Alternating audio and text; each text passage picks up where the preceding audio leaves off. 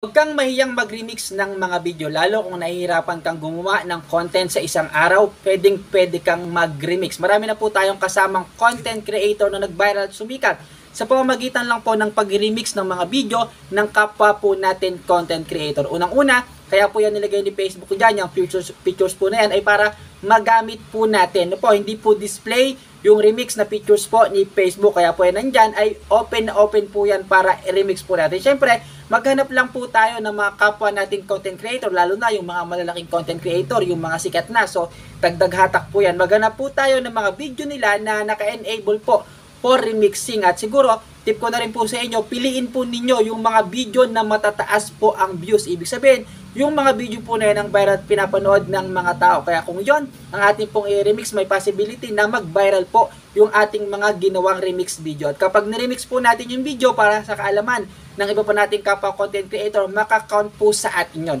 Halimbawa, yung loose video ng kapwa content creator na ni-remix mo, so makakount na po yon as Reels video po natin. So wag po kayong mahiyang mag-remix. Ano po, libre lang ang mag-remix. Basta yan po ay naka-enable for remixing. Ibig sabihin, pinapahintulutan po tayo ng may-ari ng video na i-remix po natin yung kanilang mga video. So wag mahiyang mag-remix. Mag-remix lang tayo ng mag-remix hanggang gusto natin, no? Basta naka-enable yung for remixing yung video ng kapwa natin content creator. Malay mo, dyan sa pag-remix, mag-viral ka. For more updates, follow nyo po ako at pakishare na rin ang video na ito. Salamat po!